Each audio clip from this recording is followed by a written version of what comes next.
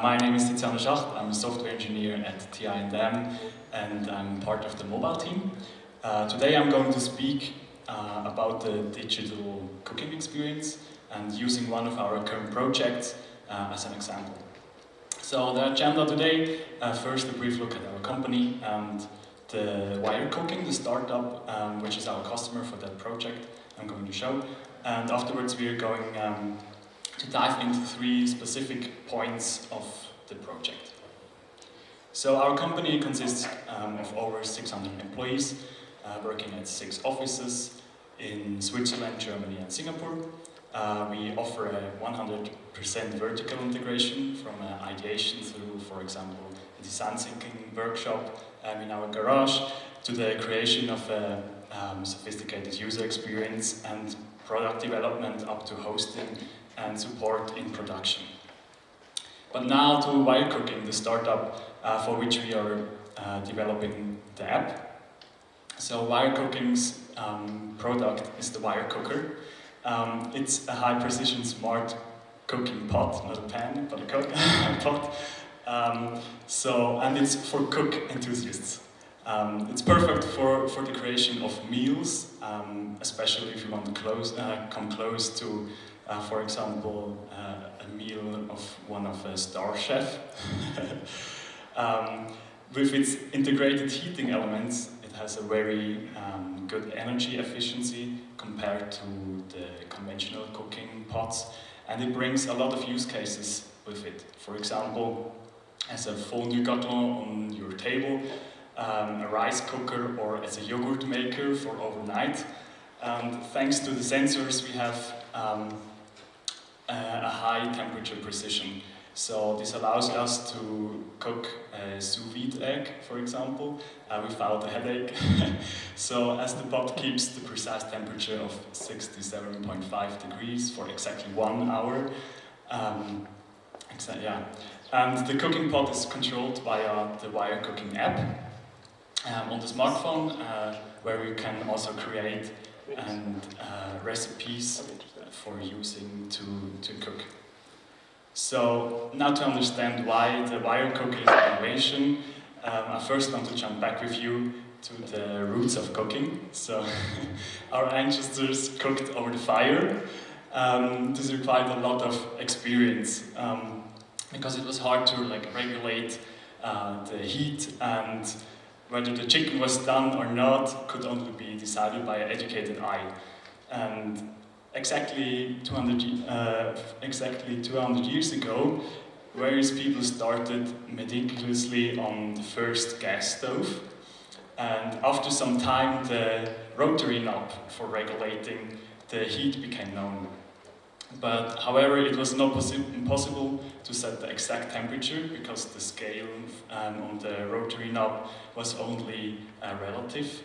But all in all, the cooking time became much more predictable, and we can speak of a shift towards precision.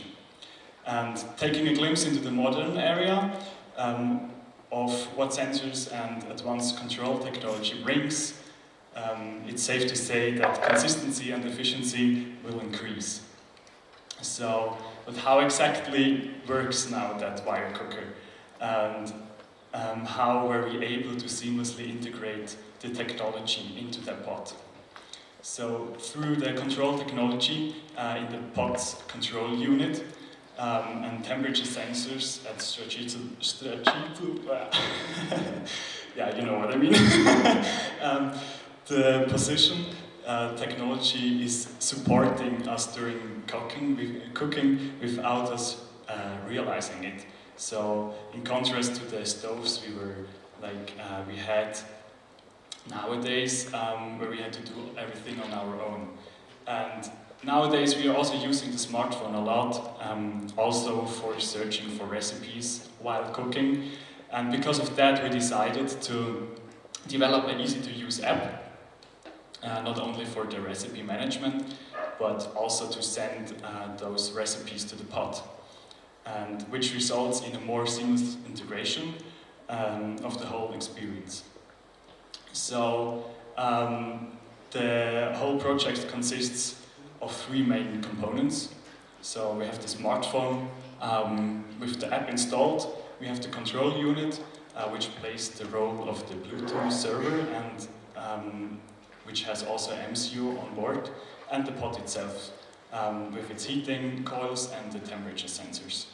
So the smartphone app is developed with the cross-platform framework Flutter, which allows us to have one code base but deploy on both smartphone platforms, namely Android and iOS. And the app has internet access to the Wire Cooking website for up and downloading your own recipes. And the heart of the app, it implements our custom GET profile to communicate with the control unit over Bluetooth low energy. So the implementation of the custom GET profile is going down the rabbit hole in the world of Bluetooth and this generic attribute protocol, which was quite a trip, but it also allowed us to have a user-friendly interaction between the app and the pod. And on if you start up the app, it starts the Bluetooth scan automatically and looks for a Bluetooth device with that particular profile UUID. And if it finds one, it automatically connects it, and the only thing you have to do as a user is to hold your phone close to that control unit. So then the control unit itself it acts like the brain for the pod. With its MCU, it processes the sensor values and it decides how hot the heating coil has to be. And it gives also the user with its 3 LEDs a second type of feedback. So during user inputs and also in case of an unexpected error. And then the third part, the pod itself, the control unit is connected to the pod via a cable, and the pod has its heating coils and like the temperature sensor, which is connected to. So now to move to the more visual part, how do we guide the user through the app? And thanks to the user-centered design approach, we forced ourselves into an iterative design process. So always jumping between understanding the context of use, designing, implementation, and back or forward to evaluation. So that's our result, our current result. First, the easy-to-use hardware.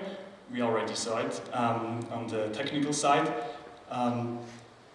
If you start the app, you see the first screen. You can click on the button, the big button, to search for the pod.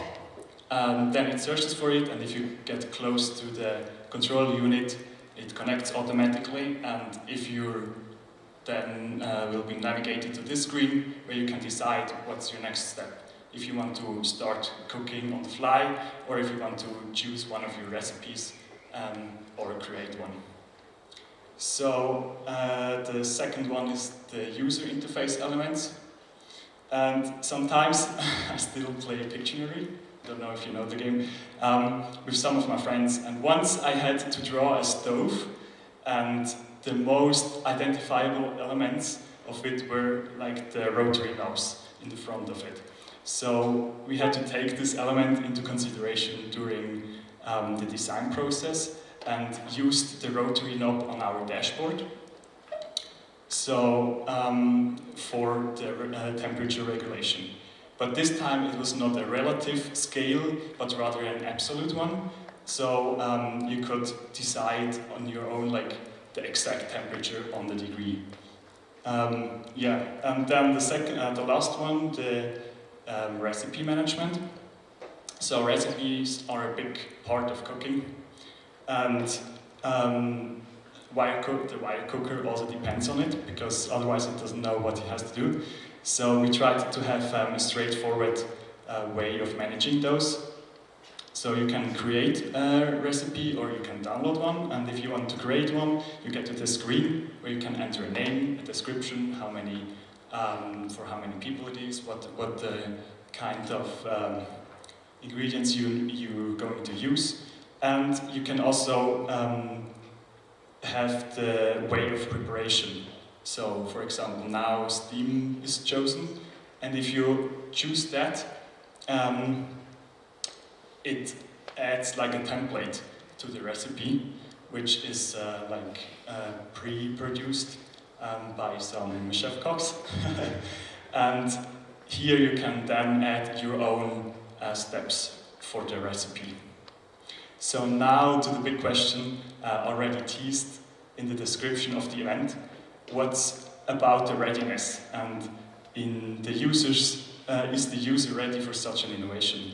And I think in most projects it depends on us, the developers and the inventors, on how we actually develop the products and what mindset we have.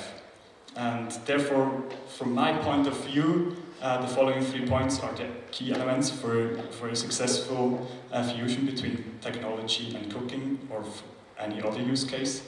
The first one is include only really necessary functionality. Everything else is nice to have, but overwhelming for the user, especially in case where the kind of technology is completely new to the user. And the second one, the user should have to deal with the technology as little as possible. So in our case, the easy-to-use Bluetooth connection process. And last but not least, the user-centered design can ensure that the user's needs are really met. So, thank you. That's from my side.